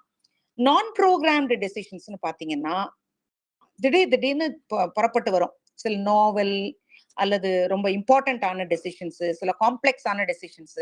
இப்போ வந்து திடீர்னு வந்து நீங்க வந்து ஒரு மர்ஜர் பத்தி பேசுறீங்க, அல்லது ஒரு புது ப்ராஜெக்ட் லான்ச் பண்ணணும்னு பத்தி பேசுறீங்க, புது ஐடியா வருது, அதை வச்சு நீங்க என்ன பண்ணலான்றத பத்தி டிஸ்கஸ் பண்றீங்க. இதெல்லாம் நான் ப்ரோக்ராம் டெசிஷன்ஸ். இந்த நான் ப்ரோக்ராம் டெசிஷன்ஸ் பொதுவா டாப் மேனேஜ்மெண்ட் எடுப்பாங்க. அவங்க தான் எடுத்துக்கிட்டு அவங்க வந்து பிரைமரிலி அவங்க தான் அதுல கன்சர்ன்டா இருக்கிறதுனால, ஏன்னா அது வந்து நாளைக்கு மேஜர் இன்வெஸ்ட்மெண்ட் அவங்க தான் பார்க்கணும், அவங்க தான் ஆர்கனைசேஷனல் டைரக்ஷன் அவங்க தான் நாளைக்கு முழுக்கா எடுக்கணும். அடுத்த ஸ்லைட் போயிடலாம். இந்த மாதிரி எல்லாம் இருக்கிறதுனால நான் ப்ரோக்ராம்டு டெசிஷன்ஸ் டாப் மேனேஜ்மெண்ட்ல இருக்கும். இந்த குட்டி குட்டி ப்ரோக்ராம் டெசிஷன்ஸ் நம்ம ஆட்கள் சின்ன மேனேஜர்ஸ் இந்த அசிஸ்டன்ஸ் எல்லாம் எடுக்கலாம். ரெண்டுக்கு நடுவுல இருக்கும் பாருங்களேன். அதாவது சில விஷயங்களை வந்து நம்ம வந்து மிடில் மேனேஜர்ஸா இருந்துட்டு சில ப்ரோக்ராம்டு டெசிஷன்ஸை எடுக்கிறவங்க சரியா எடுக்கிறாங்களான்னு பாக்குறது, அதே சமயத்துல நான் ப்ரோக்ராம்டு டெசிஷன் டாப் மேனேஜ்மெண்ட் எடுக்கிறதுல இவங்க பார்ட்டிசிபேட் பண்ணலாம், சும்மா டு சம் எக்ஸ்டென்ட் பார்ட்டிசிபேட் பண்ணலாம். அந்த மாதிரி இருக்கிறவங்க மிடில் மேனேஜர்ஸ். இந்த மாதிரி தான் எல்லா ஆர்கனைசேஷன்ஸ்லயும் இருக்கும். அடுத்தது டெசிஷன் மேக்கிங் ப்ராசஸ். அந்த ப்ராசஸ் நமக்கு தெரியும், ஒரு சீக்வென்ஷியல் ப்ராசஸ் இருக்குது. வந்து இதுக்கு வந்து ரிஜிட் செட் ஆஃப் ஸ்டெப்ஸ் இல்லைனாலும் ஒவ்வொரு ஸ்டேஜ்லயும் அதை நம்ம ரிவைஸ் பண்ணிக்கிறோம் அப்படிங்கிறதுக்காக தான் அந்த பிக்சர் போட்டிருக்காங்க. அந்த பிக்சர்ல வந்து நம்ம ஒரு ஸ்டேஜ்லயும் அந்த நமக்கு தெரியும் அந்த டெசிஷன் மேக்கிங்ல நம்ம ஒரு 3-4 7-8 ஸ்டெப்ஸ் இருக்கும். Establishing, identifying the problem, developing and alternative, இதெல்லாம் நம்ம லாஸ்ட் செமஸ்டர்ல படிச்சோம். இதெல்லாம் வந்து இடையில ஏன் ரிவைஸ் போட்டிருக்காங்கன்றது நமக்கு தெரியும். எந்த ஸ்டேஜ்லயா இருந்தாலும் அந்த decision making you can go back, திருப்பியும் அதை ரிவைஸ் பண்ணிட்டு திரும்பி வந்து அதை நம்ம பார்க்கலாம்னு சொல்லிட்டு இதுக்கு வந்து இது எல்லாத்தையும் திருப்பி இவங்க வந்து எக்ஸ்பேண்ட் பண்றாங்க. எஸ்டாப்ளிஷிங் ஸ்பெசிபிக் கோல்ஸ், அது என்னன்னாக்க என்னுடைய கோல் என்ன நான் அச்சீவ் பண்ண விரும்புறேன், என்னுடைய பெர்ஃபார்மன்ஸை நாளைக்கு அஃபெக்ட் பண்ற மாதிரி நான் என்ன பண்ண போறேன், அதுக்கு வந்து என்னென்ன ரிசல்ட்டை நான் எதிர்பார்க்கிறேன் அப்படிங்கறது. சாரி மேம், எந்த ஸ்லைட்ல இருக்கீங்க? 8.2.1 8.2 அடுத்த ஸ்லைடு. இதான் இந்த 7 பாயிண்ட் சொல்லியிருந்தல, இதுக்கு அடுத்த ஸ்லைட் போயிடலாம். சும்மா இந்த 7 பாயிண்ட் நம்ம லாஸ்ட் டைம் டெசிஷன் மேக்கிங் பார்த்தோம். இது எப்படி ஆர்கனைசேஷனோட கனெக்ட் பண்றாங்கன்னு தான் பார்க்க போறோம். இங்க வந்துட்டோம். Establishing specific goals and objectives. அது பாத்தீங்கன்னா என்னன்னாக்க நம்ம ஒரு என்ன பர்ஃபார்மன்ஸ் நமக்கு கிடைக்க போகுது, அந்த பர்ஃபார்மன்ஸை என்ன எதிர்பார்க்கிறோம், அதுக்கு நான் என்ன பண்ணணும் அப்படிங்கிறத வந்து அதுதான் இந்த நம்ம முதல்ல கோலை ரெடி பண்ணிக்கணும், அதுக்கப்புறம் ஆப்ஜெக்டிவ் ரெடி பண்ணிக்கணும். அப்போ வந்து இதெல்லாம் வந்து இதுதான் அந்த ஃபர்ஸ்ட் பார்ட் ஆஃப் இட். அதுக்கு வந்து ஏன் இதை வந்து ரொம்ப முக்கியம் அப்படின்னாங்கன்னா வந்து நம்ம we have to zero out all the risks. எல்லா பொட்டன்ஷியல் ஃபெயிலியர்ஸையும் நம்ம ஜீரோ அவுட் பண்ணணும். நம்ம வந்து அதுக்கு வந்து என்னன்னாக்கா டாப் மேனேஜ்மெண்ட் வந்து என்ன செய்யணும் அப்படிங்கறத அவங்க சொல்றாங்க. என்ன சொல்றாங்கன்னா, நாளைக்கு it should provide measures to determine whether இந்த ரிசல்ட்ஸ் ஹேவ் பீன் அச்சீவ். முன்னு நம்ம கோலை ரெடி பண்ணிக்கணும். மெஷரிங் ரிசல்ட்ஸ், நாளைக்கு நம்ம அச்சீவ் பண்ணிட்டோமான்றதை மெஷர் பண்றதுக்கு நம்ம தெரியணும். அடுத்தது டாப் மேனேஜ்மெண்ட் என்ன பண்ணணும்னா, they should communicate their tolerance for experimentation. அதாவது எக்ஸ்பெரிமெண்ட் பண்ணலாம், ஃபெயிலியரும் இருக்கலாம், ஆனா அதுக்கு ஒரு அக்செப்டபிள் லிமிட் இருக்கணும். லிமிட் இருக்கு. ஏன்னா இப்போ வந்து புதுசா ஆளுக்கு ஒரு ஐடியா கொடுத்து அதை வச்சு நம்ம எக்ஸ்பெரிமெண்ட் பண்ணி அதுக்குள்ள நடந்தாலும் இவ்வளவு வரைக்கும் ஃபெயிலியர் நமக்கு ஓகே, டாலரேட் பண்ணலாம் அப்படிங்கிறது ஒண்ணு இருக்கு இல்லையா. அந்த லெவல்ல நம்ம லிமிட் ஃபிக்ஸ் பண்ணிக்கணும். இல்லைன்னா என்ன ஆயிடும்னாக்க நம்ம புதுசா ஒரு வெஞ்சருக்குள்ளார போக முடியாது, போல்டா சில டெசிஷன்ஸ் எடுக்க முடியாது. At the same time failure நிறைய ஆயிடுச்சுன்னு சொன்னா ரிஸ்க் பெருசாயிரும். ஸோ ஒரு மீடியாக்கர் ஆர்கனைசேஷனல் பெர்ஃபார்மன்ஸ் நம்ம கொடுக்கணும். ஸோ அதுக்கு நம்ம என்ன பண்ணணும்னாக்க நம்ம you should not also try to zero out risk. ஒரு ஒரு அளவுக்கு நம்ம ரிஸ்க் டேக்கிங்கும் வேணும். அதுக்கு தான் இந்த டீம் மெம்பர்ஸோட ஒரு ஷேர்டு பிலீஃப், ஒருத்தரோட ஒருத்தர் பேசணும். பேசி எந்த அளவு வரைக்கும் நம்ம ஒரு ரிஸ்க் எடுக்கலாம், எந்த அளவுக்கு மேல எடுக்க முடியாது. அது மட்டும் இல்லாம அவங்க வந்து கேள்வி கேட்க விடணும். அதுக்கு எம்ப்ளாயீஸ் யாரு வந்து இந்த டெசிஷன் மேக்கிங்ல கூட வந்து உங்களோட உட்கார்றாங்களோ அவங்க கிட்ட வந்து நாளைக்கு நான் பேசினேனாக்க என்ன ஹியூமிலியேட் பண்ணிடுவாங்களா அப்படிங்கிற பயம் எல்லாம் இல்லாதபடிக்கு அவங்களுடைய ஷேர்டு வியூஸை, பெர்செப்ஷன்ஸை அவங்க பேசுறதுக்கு அதுக்கெல்லாம் டைம் கொடுத்து அவங்க டிஸ்கஸ் பண்ணணும். அடுத்தது ஐடென்டிஃபைங் த ப்ராப்ளம் இருக்குன்னு தெரிஞ்சா தான் அதை நம்ம டார்கெட் பண்ணுவோம். So you have to identify the ப்ராப்ளம்னு சொல்றாங்க. ஐடென்டிஃபைங் த எக்ஸாக்ட் ப்ராப்ளம் வந்து ரொம்ப கிரிட்டிக்கல். அதுக்கு சில பேரியர்ஸ் இருக்குது, 3 பேரியர்ஸ் இருக்குது அப்படிங்கிறாங்க. ஒன்னு பர்செப்சுவல் ப்ராப்ளம்ஸ். அது வந்து என்னன்னாக்க இப்போ வந்து ஒரு கம்பெனி, இப்போ ஒரு காலேஜ் வச்சுக்க, நம்ம புக்ல கொடுத்துருக்க எக்ஸாம்பிள் ஒரு காலேஜ் இருக்கு. அதோட டீன் வந்து என்ன செய்யறாங்க, கிளாஸ் சைஸை வந்து அவர் இன்க்ரீஸ் பண்ணணும் அப்படிங்கிறத, அவரது கிளாஸ் சைஸ் இன்க்ரீஸ் ஆயிட்டே போகும்பொழுது கூட்டம் பெருசா இருக்கும்போது கண்ட்ரோல்லாம் பண்ண முடியாது. அதை ப்ராப்ளமா அவர் பார்க்கவே மாட்டாரு. அவருக்கு வந்து கன்சர்ன் வந்து ஃபண்டிங், நிறைய பைசா வரும், நிறைய ஸ்டூடெண்ட்ஸ் சேர்க்கும்போது நிறைய பைசா வருது. அதுலதான் அவர் உட்கார்ந்துட்டு இருப்பாரு. அப்படி இருக்கும் பொழுது என்ன ஆயிடும்னாக்க, அந்த காலேஜ் அத நடத்துற அந்த ட்ரூ மீனிங்கே டிஸ்டார்ட் ஆயிருது அப்படிங்கிறாங்க. அப்ப பெர்செப்சுவல் ப்ராப்ளம்ஸ், ஹவ் யூ சி, உங்களுடைய இண்டிவிஜுவல் பெர்செப்ஷன்ஸ் வந்து சில சமயம் உங்களுடைய அந்த ப்ரொடெக்டும் பண்ணலாம், அல்லது சில சமயத்துல அது வந்து டேஞ்சராவும் போகலாம். அப்போ வந்து ஆனா சில அன்பிளசன்ட் ரியாலிட்டிஸ் இருக்கிறத நம்ம தெரிஞ்சுக்கணும். நெகட்டிவ் இன்ஃபர்மேஷன் வந்து என்ன செய்யும்னாக்க நம்முடைய அதனுடைய ட்ரூ மீனிங்கே டிஸ்டார்ட் பண்ணிரும். அதனால பர்செப்சுவல் ப்ராப்ளம்ஸ் ஒரு பேரியர். ரெண்டாவது பேரியர் தடையா இருக்கிறது. ரெண்டாவது defining problems in terms of solutions. நம்ம என்ன பண்றோம், முதல்ல வந்து we are jumping into conclusions. Manager சொல்றாரு, எடுத்த உடனே இன்னைக்கு இந்த தடவை ப்ராஃபிட் கொஞ்சம் கம்மி ஆயிடுச்சு அப்படின்னு, இல்லங்க புவர் ப்ராடக்ட் குவாலிட்டி தாங்க, இன்னைக்கு குவாலிட்டி நல்லா இல்லைங்க அப்படின்னு மேனேஜர் சொல்லிடுறாரு. ஆனா ஆக்சுவலா உள்ளுக்குள்ளார வேற பாசிபிள் காசஸ் இருக்கலாம். ஏதோ சில சமயத்துல வந்து சேல்ஸ்ல வந்து இருக்கிறவங்க சரியா ஃபேர் பண்ணாம இருக்கலாம், அல்லது சேல்ஸ்ல ஒரு ட்ரைனிங் கொடுக்காம இருக்கலாம், இப்படி வேற ஏதாவது இருக்கலாம். ஆனா இவர் பாட்டுக்கு டபக்குன்னு ஒரு மேனேஜரா இருந்துட்டு, ஒரு சேல்ஸ் மேனேஜர் என்னன்னே ஆராயாம ஒரு முடிவை சொல்லக்கூடாது. So defining the problems in terms of solutions. ஏன் இது கம்மியா இருக்கு கம்மியா இருக்கணும்னு டப்புன்னு அந்த உடனே ஒரு சொல்யூஷனை நீங்களா சொல்லிடக்கூடாது. நீங்க வந்து அந்த ப்ராப்ளமே என்னன்றத பார்த்து அந்த ப்ராப்ளம் எப்படி ஆராய்ஞ்சு அது என்ன பாசிபிள் காசஸ் இருக்குன்னு பார்க்கணும். இது இது வந்து பேரியர், தடையா இருக்கு. ஒரு சரியான ஒரு நம்ம இது என்ன ஒரு ப்ராப்ளம் ஐடென்டிஃபிகேஷனுக்கு தடையா இருக்குது. மூணாவது ஐடென்டிஃபையிங் சிம்டம்ஸ்.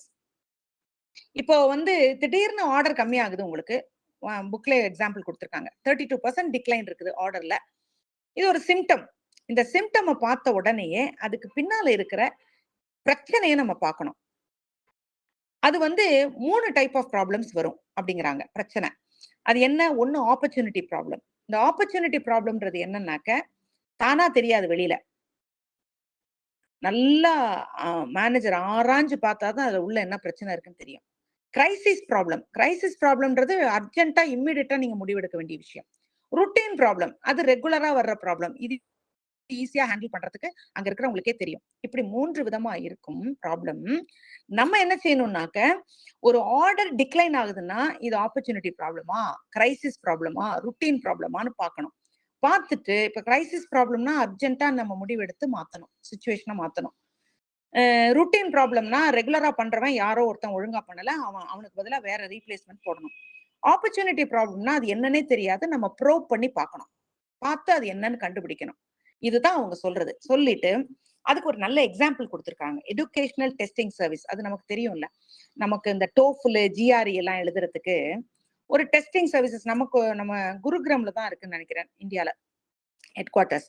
இது வந்து ஆல் ஓவர் இந்தியா, அது all over the world. All over the world ஒரு நான் ப்ராஃபிட் எஜுகேஷனல் டெஸ்டிங் சிஸ்டம் இருக்குது. இடிஎஸ்ன்னு வச்சிருப்பாங்க. டெஸ்ட் எக்ஸாம்ஸ் எல்லாம் வைப்பாங்க. ரொம்ப கரெக்டா மெட்டிகுலஸா அந்த எக்ஸாம்ஸ் எல்லாம் வச்சு அதுக்கு மார்க்ஸ் எல்லாம் போட்டு அது ரெகுலரா அத யார் யார் எங்கெங்க நிக்கிறாங்க அப்படிங்கிறது அந்த ஸ்கோரை வச்சுட்டு அவங்க ஃபாரின் கண்ட்ரிஸ் போறதுக்குலாம் அப்ளை பண்ணலாம். இவங்க தான் அந்த ஸ்டாண்டர்ட்ஸை கரெக்டா அதை மெயின்டைன் பண்ணி அதை பண்ணிட்டு இருப்பாங்க. இப்ப இதுல வந்து இந்த இடிஎஸ் இருக்கு இல்லையா, அதுல வந்து அவங்க என்ன சொல்றாங்கன்னாக்க, evidence based decisions about new product offerings. இவங்க தான் அவங்க என்ன செய்யறாங்க, டெசிஷன் மேக்கர்ஸ் எல்லாம் கூப்பிட்டு எவிடன்ஸ் பேஸ்டு புது ஐடியாஸ் அசெம்பிள் பண்ணி அவங்க வந்து ஒரு ப்ரோஆக்டிவ் அப்ரோச்சை கொண்டு வந்து எல்லாருக்கும் அந்த எக்ஸாம்ஸை அழகா கண்டக்ட் பண்ணி நல்லா பண்றாங்க அப்படிங்கிறத அவங்க சொல்றாங்க. அதாவது ப்ராப்ளம் என்ன, யார் யாருக்கு என்னென்ன ப்ராப்ளம், அவங்களுக்கு என்ன டெசிஷன் எடுக்கிறதுக்கு ஹெல்ப் பண்ணலாம் அப்படிங்கிறதுக்கே ஒரு ஆர்கனைசேஷனா இருந்து அவங்க பண்றாங்க. It is a classic example அப்படிங்கிறாங்க. அடுத்தது வந்து இன்னொன்னு, the concept of sense making. இதை வந்து கால் அண்ட் வீக் அப்படிங்கிறவங்க 2 பேர், கால் வீக்ங்கிறவர் சொல்றாரு. அவர் என்ன சொல்றாரு, managers must constantly try to understand the context in which they operate. நான் சிச்சுவேஷன்ல ஆப்ரேட் பண்ணிட்டு இருக்கேன் அப்படிங்கறத நான் தெரிஞ்சுக்கிறது முக்கியம். குறிப்பா ஒரு புது இன்ஃபர்மேஷன் வருது உங்களுக்கு, அப்போ வந்து என்ன ஆயிடுதுன்னாக்க, அப்போ ஒரு கன்ஃபியூஸ்டு ஸ்டேஜ். அப்போ managers feel the need to make sense of it. எப்படி? அதுக்கு என்ன பண்ணணும்? First seek data. From multiple sources. கஸ்டமர்ஸ்ட கேட்கணும், வெண்டார்ஸ்ட கேட்கணும், எம்ப்ளாயீஸ்ட கேட்கணும், இன்வெஸ்டர்ஸ்ட கேட்கணும், எல்லார்கிட்டையும் கேட்கணும். கேட்டு இன்ஃபர்மேஷனை கேதர் பண்ணணும். அடுத்தது அதுல சென்ஸ் மேக்கிங் ப்ராசஸ். அதாவது அதுல என்ன சொல்ல வர்றாங்க அப்படிங்கிறத ஒரு டீம் டிஸ்கஷன் வச்சு அல்லது எப்படியோ அத சென்ஸ் அதுல இருந்து you should make sense out of it. Then be open to new problem solving approaches. ஒரு ப்ராப்ளம் வந்துருச்சு, அதுக்கு வேணுங்கிற டேட்டா கலெக்ட் பண்ணிட்டீங்க, அது என்னன்றத நீங்க ஒரு சென்ஸ் மேக்கிங் ப்ராசஸ்க்குள்ளார போயிட்டீங்க. அந்த சிச்சுவேஷன்ல இருந்து புது ப்ராப்ளம் சால்விங் அப்ரோச்சுக்கு உங்க மைண்டை ஓப்பனா வச்சுக்கிறீங்க. இதெல்லாம் தான் ஒரு ஐடென்டிஃபைங் த ப்ராப்ளம்குள்ளார வர்ற எல்லா பாயிண்ட்ஸும். அடுத்தது டெவலப்பிங் ஆல்டர்னேட்டிவ்ஸ். நமக்கு தெரியும் எந்த டெசிஷன் எடுக்கிறதுக்கும் முன்னால என்னென்னலாம் ஆல்டர்னேட்டிவ்ஸ் இருக்கு அப்படிங்கறத நம்ம பார்க்கணும். அப்போ அதுக்கு என்னென்ன கான்சிக்வன்சஸ் வரும் அப்படிங்கறதையும் கொஞ்சம் லேசா மைண்ட்ல போட்டு யோசிச்சு பார்த்துட்டு எந்த ஆல்டர்னேட்டிவ் எடுக்கலாமா வேண்டாமா அப்படிங்கறதெல்லாம் நம்ம முடிவு எடுக்கணும். இப்ப சேல்ஸ் குறையுது, சேல்ஸ் குறைஞ்சிருச்சுன்னாக்க நம்ம என்ன நினைக்கிறோம், டீம் ட்ரைனிங் குறையுது அப்படின்னு நினைக்கிறோம். மேனேஜர் யோசிக்கிறாரு, யோசிச்சா இந்த டீம் ட்ரைனிங் எப்படி போடலாம், சென்ட்ரலைஸ் டீம் ட்ரைனிங் போடலாமா, ட்ரைனிங் ப்ரோக்ராம் போடலாமா, அல்லது ட்ரைனிங் ப்ரோக்ராம் போட்டாதான் இது எங்களுடைய சேல்ஸ் இம்ப்ரூவ் ஆகுமா, அல்லது சேலரி ஜாஸ்தி கொடுத்து கமிஷன் பேஸ்டு சிஸ்டம் ஏதாவது கொடுக்கலாமா, அல்லது ஆன் த ஜாப் ட்ரைனிங்க நிறைய அவங்களுக்கு இன்க்ரீஸ் பண்ணி தரலாமா. இப்படி ஆல்டர்னேட்டிவ்ஸ் எல்லாம் மேனேஜர் கன்சிடர் பண்ணணும். அதுல இன்டர்னல் என்வாயன்மெண்ட்டும் இருக்கு, எக்ஸ்டர்னல் என்வாயன்மெண்ட்டும் இருக்கு. அது ரெண்டையுமே அவங்க பார்க்கணும். அதே சமயத்துல கன்ஸ்ட்ரெயின்ஸ் கம்பெனில இப்ப டைம் கன்ஸ்ட்ரெயின்ட் இருக்குன்னு வைங்களேன், அப்ப போய் உட்காந்து நம்ம சென்ட்ரலைஸ்டு ட்ரைனிங் ப்ரோக்ராம் எல்லாம் போட்டுட்டு இருக்க முடியாது. காஸ்ட் கன்ஸ்ட்ரெயின்ட் இதெல்லாமும் இருக்கும். சோ ஆல்டர்னேட்டிவ்ஸை கன்சிடர் பண்ணணும். ஆல்டர்னேட்டிவ்ஸ் ஜாஸ்தியா இருந்தா நமக்கு நல்லது. டெசிஷன் வந்து நமக்கு கரெக்டான டெசிஷன் எடுக்கிறதுக்கு ஹெல்ப்ஃபுல்லா இருக்கும். ஆனா கொஞ்சமா இருக்கிற ஆல்டர்னேட்டிவ், இப்ப 2 பேர் இருக்காங்க, இந்த 2 பேருக்குள்ளார நீங்க வந்து ஒருத்தரை சூஸ் பண்றீங்கன்னு வைங்களேன், கொஞ்சமான ஆல்டர்னேட்டிவ் அது. ஆரம்பத்துல டைம் சேவிங்கா இருக்கும். ஆனா என்ன ஆயிடுச்சு, கொஞ்ச நாள் கழிச்சு இந்த 2 பேர்ல இருந்து ஒருத்தரை சூஸ் பண்ணிட்டீங்க, அந்த ஒரு ஆளு சரியில்லைன்னு நினைக்கிறீங்க. இப்ப நீங்க முதல்ல இருந்து ஹைரிங் ப்ராசஸே ஆரம்பிக்கணும். திரும்பவும் இன்டர்வியூக்கு ஆள் அனுப்பணும், கூப்பிடணும். அதுக்கப்புறம் அதுல இருந்து கொஞ்சம் பேரை வந்து நீங்க ஷார்ட் லிஸ்ட் பண்ணணும். அதுக்கப்புறம் இன்டர்வியூக்கு ஆளை கூப்பிடணும். இது வந்து தேவையில்லாத வேலை இல்லையா? அப்போ ஆல்டர்னேட்டிவ்ஸை கொஞ்சம் ஜாஸ்தியா நம்ம கையில வச்சுக்கணும் அப்படிங்கிறாங்க அவங்க. அடுத்தது இந்த tendency to settle for the first is good enough அப்படிங்கிறது வந்து அதுக்கு பேர் வந்து சாட்டிஸ்ஃபைசிங்னு ஒரு வார்த்தை இருக்குது. இது வந்து புக்ல இருக்கான்னு தெரியல, எனக்கு ஞாபகம் இல்லை. ஹெர்பர்ட் சைமன் சொல்லியிருப்பாரு. சாட்டிஸ்ஃபையிங் இல்ல, சாட்டிஸ்ஃபைசிங். அதாவது சஃபிஷியன்சி, சாட்டிஸ்ஃபேக்ஷன் ரெண்டையும் சேர்த்து சாட்டிஸ்ஃபைசிங்ன்றாரு. அதாவது எனக்கு இது போதும் அப்படின்னு நினைக்கிறது, முதல்ல எடுத்த உடனே இது போதும், அந்த ஃபர்ஸ்ட பார்த்த உடனே இது போதும் அப்படின்னு நினைக்கிறது, அடுத்த ஆல்டர்னேட்டிவே யோசிக்காம இருக்கிறது. இப்படித்தான் மனுஷன் இருப்பான் அப்படிங்கிறாங்க. அதாவது ஒரு கம்பெனில ஒரு மேனேஜரு டக்குனு ஒண்ணு வந்து ஓகே இது நல்லா இருக்கும் போல இருக்குனாக்கா வேற எதையுமே யோசிக்காம உள்ள நுழையிறது. அதுக்கு பேர் தான் இந்த சாட்டிஸ்ஃபைசிங். இந்த சாட்டிஸ்ஃபைசிங் இருக்கிறது நல்லது இல்ல, ஏன்னா டக்குன்னு நீங்க திருப்தி ஆயிடுறீங்க அப்படிங்கிறாங்க. அடுத்தது நெக்ஸ்ட் 8.2.4க்கு வந்துட்டோம், இவாலுவேட்டிங் ஆல்டர்னேட்டிவ்ஸ். அது என்னன்னாக்க ஒரு ஆல்டர்னேட்டிவை நீங்க டெவலப் பண்ணிட்டீங்க, இதுதான் செய்ய போறேன்னு, இதை தான் ஃபாலோ பண்ண போறீங்கன்னு சொல்லிட்டு. ஆனா அதை டெவலப் பண்றதுக்கு, அதை சூஸ் பண்ண உடனே அதை இவாலுவேட் பண்ணணும். இவாலுவேட் பண்ணி கம்பேர் பண்ணணும். அதுக்கு 3 கண்டிஷன்ஸ் காட்டுறாங்க: சர்டன்டி, அன்சர்டன்டி, ரிஸ்க். இது மூணுமே ஒரு முடிவு எடுக்கிறதுக்கு முன்னாலேயே ப்ராபபிலிட்டி நீங்க பார்க்கணும். இப்ப வந்து டெசிஷன் மேக்கர் நல்ல கம்ப்ளீட் நாலேஜ், இப்ப நான் எடுக்க போற ஆல்டர்னேட்டிவ் பத்தி நான் கம்ப்ளீட் நாலேஜ் வச்சிருந்தேன்னா I will be very sure இதோட அவுட்கம் இப்படித்தான் இருக்கும் அப்படிங்கிறது. அது பேர் தான் சர்டன்டி. அன்சர்டன்டி, எனக்கு வந்து இந்த டெசிஷன் எடுக்க போறேன், இந்த ஆல்டர்னேட்டிவ் எடுக்க போறேன், இதுக்கு பதிலா இதை சூஸ் பண்ணலான்னு இருக்கேன், ஆனா இது சரியா வருமானு தெரியல அப்படின்னு நினைக்கிறோம்ல, அதுதான் அன்சர்டன்டி. ரிஸ்க் வந்து என்னன்னா அதுல சரியா வரும் போல நமக்கு தெரியும், ஆனா இது வந்து ரிஸ்க் எடுத்துதான் உள்ள போறோம். இதுதான் ரொம்ப காமன் ரியல் வேர்ல்டு கண்டிஷன். ஏன்னா ரிஸ்க் சிச்சுவேஷன்ல கேம் தியரியை யூஸ் பண்ணுவாங்க. என்ன செய்யும், மத்தவங்க எப்படி ரியாக்ட் பண்ணுவாங்க அப்படிங்கறத முன்னாலேயே யோசிக்க வைக்கும். அதான் கேம் தியரி. இப்ப செஸ்ல அவங்க அடுத்த நான் இதை மூவ் பண்ணா அவங்க என்ன பண்ணுவாங்க அப்படின்னு நினைக்கிறோம்ல, எனி கேம் நான் இந்த மாதிரி பண்ணா அவங்களோட ரியாக்ஷன் எப்படி இருக்கும் அதை ஆன்டிசிபேட் பண்றதுதான் அந்த ரிஸ்க் டேக்கிங் பொழுது நம்ம யூஸ் பண்ற கேம் தியரி. நான் இந்த ஆல்டர்னேட்டிவ் எடுத்தேன்னா அவங்க என்ன பண்ணுவாங்க, அல்லது யாரு கன்சர்ன்டோ, அதாவது அவுட்கம் எப்படி இருக்கும் அப்படிங்கிறத முன்னாலேயே திங்க் பண்ணி பாக்குறது. சூசிங் அன் ஆல்டர்னேட்டிவ், இது வந்து 5வது பாயிண்ட். இது வந்து டெசிஷன்றது எண்டு கிடையாது. It is only a tool. டெசிஷன்றது ஆல்டர்னேட்டிவ் டெசிஷன்றது எண்டு கிடையாது. It is only a tool. இருந்தாலும் இன்னும் டெசிஷன் எடுத்துக்கிட்டு முழுசா எடுக்கல, அதுக்கு முன்ன போயிட்டு இருக்கேன் அந்த பாதையில. அப்பதான் நான் சூஸ் பண்றேன். எதை வந்து இது சூஸ் பண்ணலாமா இல்ல அது சூஸ் பண்ணலாமா அப்படிங்கறத நான் இன்னும் முடிவு எடுக்கல. இப்பதான் ஒரு ஆல்டர்னேட்டிவ் கையில எடுக்கிறேன். அப்படி எடுக்கும் பொழுது நான் என்னென்னலாம் பார்க்கணும், அதை எப்படி இம்ப்ளிமெண்ட் பண்றது, என்ன கண்ட்ரோல் வச்சுக்கிறது, எப்படி நாளைக்கு அது கரெக்டா ஒர்க் ஆச்சான்றதை இவாலுவேட் பண்றது, இதெல்லாம் நான் பார்த்துக்கிட்டே இறங்கணும். அப்பதான் உண்மையிலே நான் எடுத்த டெசிஷன் கரெக்டா போயிருக்கா அப்படிங்கிறது தெரியும். அதுக்கு ஒரு எக்ஸாம்பிள் அவங்க கொடுத்திருக்காங்க. Auto manufacturers, Ford company, Toyota company, Renault, இவங்கெல்லாம் வந்து ஒரு காரை டிசைன் பண்றதுக்கு முன்னால, அதாவது எவ்வளவு டைம் அவங்க எடுத்துக்கிறாங்க, ஒரு ஆல்டர்னேட்டிவ எத்தனையா எடுத்து அவங்க அதனுடைய பாசிட்டிவ்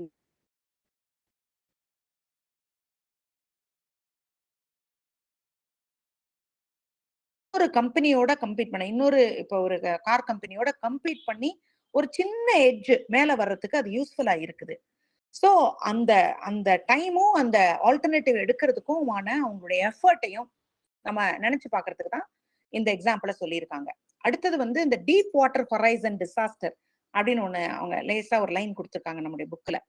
அது என்னன்னாக்க, ஒரு தடவை வந்து அது வந்து ஒரு கம்பெனி வந்து இந்த பிரிட்டிஷ் பெட்ரோலியம் அவங்க வந்து என்ன பண்ணிட்டாங்கன்னாக்க, இது வந்து ஒரு 10 வருஷம் இருக்கும்னு நினைக்கிறேன். அப்போ வந்து என்ன பண்ணிட்டாங்கன்னாக்க, ப்ராஃபிட் நோக்கம் மட்டும் தான் பெருசா வச்சுக்கிட்டு ஒரு கம்பெனி வந்து இந்த மெக்சிகோல வந்து இறக்கிட்டாங்க ஒரு ப்ராஜெக்ட். அது என்ன ஆயிடுச்சுனாக்க, நிறைய பேர் செத்து போயிட்டாங்க அதுல. ஏன்னா அவங்க வந்து ஆக்சுவலா அவங்க பண்ண தப்பு என்னன்னா, அந்த ஆயில் ரிக் போடுறாங்க. ஆயில் ரிக் போட்டு உள்ள இருந்து ஆயில் எடுக்கிறாங்க. அது என்ன ஆயிடுச்சுனாக்க, பெட்ரோலியம் ஆயில் அது அடியில போட்ட பேஸ்மெண்ட்ல ஏதோ சிமெண்ட்ல ஏதோ ஏதோ கிராக் விழுந்துருச்சோ என்னமோ. அப்ப என்ன ஆயிடுச்சுனாக்க, ஏகப்பட்ட ஃபிஷ், ஏகப்பட்ட டால்பின்ஸ், நிறைய சீ கோரல்ஸ், அப்புறம் இந்த இதெல்லாம் இருக்கும் பாத்தீங்களா, ஆமையெல்லாம் இருக்கும் பாருங்க, அதெல்லாம் செத்து போயிருச்சு. அது இல்லாம அவங்களுடைய ஒர்க்கர்ஸும் கொஞ்சம் பேர் செத்து போயிட்டாங்க. அந்த ஆயிலுடைய அந்த ஸ்லரி இருக்கு பாருங்களேன், அது அது கடல் தண்ணி முழுசும் பரவிருச்சு ரொம்ப தூரம். அத கூட கொஞ்சம் பர்ன்லாம் பண்ணாங்க. சும்மா மேல நெருப்பு மூட்டி அத பர்ன் எல்லாம் பண்ணாங்க. அது ரொம்ப அந்த அளவுக்கு முழுசா பண்ணல அவங்க. அது என்ன என்ன ரீசன் அப்படின்னாங்கன்னா, அப்ப வந்து அவைலபிள் ஆல்டர்னேட்டிவ்ஸ் அவங்க யோசிக்கவே இல்ல. களத்துல டபக்குன்னு இறங்கிட்டாங்க. கான்சிக்வென்சஸையும் அவங்க வந்து பிளான் பண்ணல, சரியா நினைக்கல. அங்கதான் இந்த சாட்டிஸ்ஃபைசர் அப்படிங்கிற ஒரு வார்த்தையை சொல்றாங்க. இந்த சாட்டிஸ்ஃபைசர் தான் அவங்களுக்கு எடுத்த உடனே இது சரியா வந்துரும் அப்படின்னு நினைச்சிட்டு களத்துல இறங்கிட்டாங்க அப்படிங்கிறாங்க. இப்போ அந்த சாட்டிஸ்ஃபைசர், அந்த ஆல்டர்னேட்டிவ் அது புரிஞ்சிருக்கும்னு நினைக்கிறேன். அடுத்தது இம்ப்ளிமெண்டிங் த டெசிஷன். நம்மளுடைய டெசிஷனை இம்ப்ளிமெண்ட் பண்றது. இப்போ நீங்க ஒரு முடிவு எடுத்துட்டீங்க, இதுதான் நான் முடிவுன்னு எடுக்கிறேன், இந்த ஆல்டர்னேட்டிவ் தான் நீங்க எடுக்கிறேன் அப்படின்னாக்க, அது வந்து என்ன சொல்றாங்க, decision that is not implemented. நீங்க அப்ப இம்ப்ளிமெண்ட் பண்ணாம வச்சுட்டீங்கன்னா அது வெறும் கற்பனை தான். It is little more then abstraction அப்படிங்கிறாங்க. அது வெறும் கற்பனை தான். அப்ப டெசிஷனை நீங்க எடுத்ததுக்கு அப்புறம் அதை இம்ப்ளிமெண்ட் பண்ணணும். அதை இம்ப்ளிமெண்ட் பண்ணணும்னாக்க முதல்ல சபார்டினேட்ஸ் சப்போர்ட் வேணும். சபார்டினேட் சப்போர்ட் வேணும்னா ஏன்னா நாளைக்கு அவங்களுக்குள்ளார ஒரு அன்ரெஸ்ட் வந்துடும். பெரும்பாலும் வந்து புதுசா ஒரு டெசிஷன் எடுக்கிறோம்னா, கீழே வேலை பாக்குறாங்கல்ல, கீழே இருக்கிற வேலை சபார்டினேட்ஸ், அவங்க கிட்ட விஷயத்த சொல்லாம நீங்க டபக்குன்னு ஏதாவது செஞ்சீங்கன்னா, உங்களுக்கு ஒரு அன்ரெஸ்ட் வந்துச்சுன்னா சரியான கோஆபரேஷன் கொடுக்க மாட்டாங்க. எதுக்கெடுத்தாலும் முணுமுணுன்னு இருப்பாங்க. அந்த மாதிரிலாம் இல்லாம இருக்கணும்னா, ஒரு சரியான அந்த டெசிஷனை எடுக்கிறதையும், அதை பாஸ் ஆன் பண்றதையும் அவங்க அந்த அந்த ஏன்னா அவங்க தான் அந்த கடைசியில அந்த பிசிக்கல் ரிசோர்ஸ் அவங்க தான். அதை வந்து சாதாரணமா ஏதோ ஒரு மெஷின் மாதிரி அவங்களை ட்ரீட் பண்ணிடக்கூடாதுங்கிறாங்க. ஸோ யூ ஹாவ் டு அதை இம்ப்ளிமெண்ட் பண்ணணும்னா அதுக்கு down the line you have to அந்த ஒரு டிஸ்சாட்டிஸ்பாக்சன் இல்லாம பாத்துக்கணும் சபார்டினேட்ஸ் கிட்ட அப்படிங்கிறாங்க. கடைசியா கண்ட்ரோல் அண்ட் இவாலுவேஷன். அது என்னன்னாக்க, டெசிஷன் எடுத்த உடனே அதை வந்து மஸ்ட் பி மானிட்டர்ட். ஒரு டெசிஷன் எடுத்துட்டீங்க, அதுக்கப்புறம் அது இம்ப்ளிமெண்ட் ஆயிட்டு இருக்குது, அதை வந்து நம்ம மானிட்டர் பண்ணணும், இவாலுவேட் பண்ணணும், எந்த அளவுக்கு அது சக்சஸ்ஃபுல்லா இருக்குன்னு அந்த பெர்ஃபார்மன்ஸை ஜட்ஜ் பண்ணணும். சொல்யூஷன் வந்து நீங்க எடுத்த அதாவது அந்த சமயத்திலையும் சொல்யூஷன் நீங்க சூஸ் பண்ண சொல்யூஷனு மெத்தட் ஆஃப் இம்ப்ளிமெண்டேஷன் அதெல்லாம் ரிவ்யூ பண்ணிக்கிட்டே இருக்கணும். எப்ப வேணா ரிவைஸ் பண்றதுக்கு ரெடியா இருக்கணும். அப்பதான் டெசிஷன் மேக்கிங் ப்ராசஸ் வந்து கரெக்டா இருக்கும் அப்படின்னாங்க. வித் திஸ் 8th லெசன் முடியுது. இனி ஒரு லெசன் போகலாமா இல்லைன்னா நாளைக்கு எடுக்கலாமா? இன்னொரு லெசன் கடகடான்னு போலாமா இல்ல ஏதாவது டவுட்ஸ் இருக்கா? சாரி 2 லெசன் ஓடிடுச்சு. டவுட்ஸ் இருக்கா? இல்ல அப்படியே ரெக்கார்டிங் இன்னொரு நாள் கேட்டுக்கலாம்னு நினைக்கிறீங்களா? Shall we go on, friends? One of you? Almost 8:45 ஆயிடுச்சு மேம். போதுமா? சரி அப்ப 9 and 10 நாளைக்கு We பார்த்துக்கலாமா? continue. Yeah, ma'am. Tomorrow we'll continue Fine. tomorrow. Fine. Sorry for keeping you No problem. waiting No for a long problem. time. சரி, we will do it tomorrow, 9th and 10th நாளைக்கு. அந்த வாரத்துக்குள்ள 16 முடிச்சிடலாம். How do you feel? முடிச்சுதான் ஆகணும். ஏன்னா ஃப்ரைடேல இருந்து we have to start personality. I was given only dates till Thursday. So hopefully we will finish. நாளைக்கு அப்ப 7:30 க்கு ஆரம்பிச்சிடலாமா? Okay ma'am. Thank you Divya. Thank you so much. Thank you friends. Thanks for joining. Thank you, Chitra Thank you, ma'am. ma'am. Thank you, ma'am. Thank you. Good night. Thank you. ஐயோ யாருமே எதுவுமே டவுட்லாம் கேட்கல please.